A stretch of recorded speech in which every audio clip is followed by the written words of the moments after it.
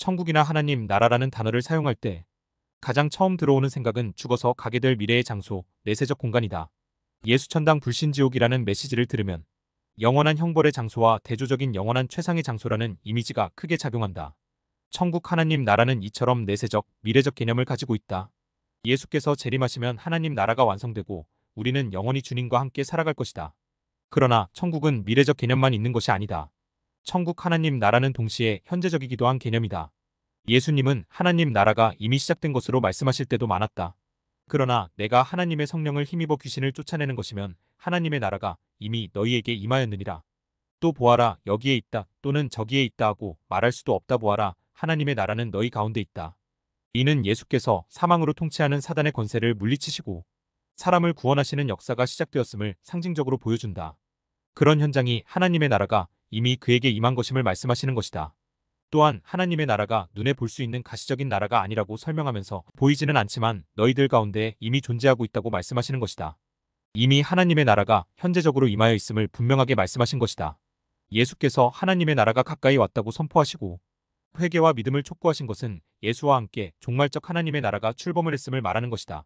하나님의 나라는 이미 와서 타락으로 어그러져서 지옥 같은 삶을 살아가는 사람에게 생명으로 가득 찬 천국의 맛을 현재적으로 경험하도록 한다.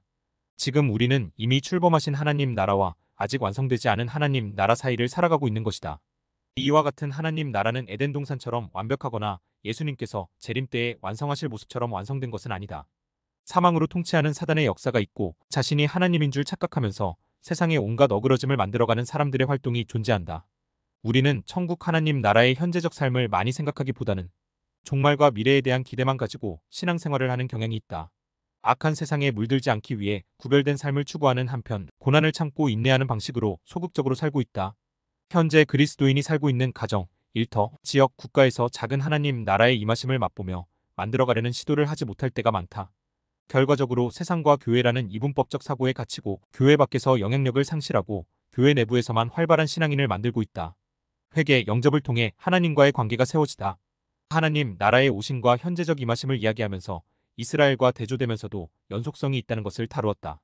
그렇다면 하나님 나라에서 어떤 모습으로 하나님 관계와 이웃 세상 관계가 회복될 것인지 보자. 예수님의 첫 번째 선포가 회개에 대한 부분이었다. 회개는 하나님과 관계를 깨지게 만들었던 죄에 대한 인정과 돌이킴이다. 인간은 아담 이후 스스로를 하나님으로 알고 마음에 하나님 두기를 싫어하였다. 회개한다는 것은 사소한 잘못들을 뉘우친다는 정도의 개념이 아니라 스스로 하나님이라고 여기던 태도를 인정하고 하나님을 인생의 통치자로 인정하겠다는 태도를 갖는 것이다. 사형리에 나와 있는 그림에서 자기 스스로가 인생의 왕좌에 앉아 있었던 상태에서 그 인생의 왕좌를 예수님께 내어드리고 예수님의 다스림을 받겠다는 것을 표현하는 것과 같다. 이것이 예수님을 인생의 주인으로 모시는 영접이다. 그런데 영접한다는 것이 그리 단순하지 않다.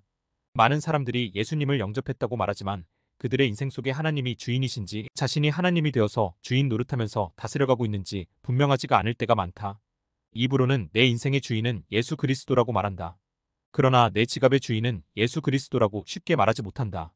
또한 내게 주어진 하루 24시간의 주인은 예수 그리스도라고 쉽게 말하지 못한다. 우리의 인생 속에 하나님이라는 존재가 너무도 가볍게 인식되고 있는 것은 아닌지 돌아보게 된다. 하나님께서 아브라함에게 자신을 나타내시고 이스라엘 백성들에게 보여주셨던 그 경험을 지금 우리가 똑같이 경험할 수가 없기 때문이기도 하고 하나님의 다스리심을 받으며 인생을 살기에 너무도 어려운 세상 현실 때문이기도 하다. 그러나 하나님의 나라는 부담스럽거나 억지스런 요구를 하는 주인의 나라가 아니다. 이 관계를 에덴의 상황에서 다시 기억할 필요가 있다. 하나님을 창조주로 인정할 때의 삶과 하나님을 인정하지 않고 자신이 하나님인 것처럼 살아갈 때 어떤 일이 일어났는지를 기억해야 한다.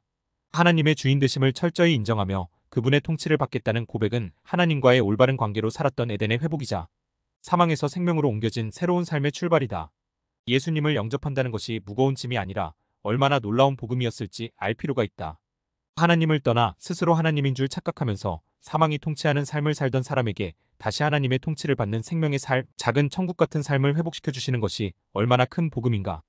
이 관계의 회복을 잘 보여주는 것이 탕자의 비유이다. 탕자가 다시 아버지의 집으로 돌아와서 다시 아버지의 아들로서 신분을 회복하는 것이 얼마나 놀라운 복된 소식인가. 아버지 집으로 돌아와서 아버지의 존재를 인정하고 그의 다스림을 받는 것이 무겁다는 개념이 전혀 아니다. 이렇게 하나님 나라의 복음을 선포하신 예수님은 친히 죽으시고 부활하심을 통해 하나님의 아들로 인정되시고 종말의 시대의 구세주로서 역할을 하시었다.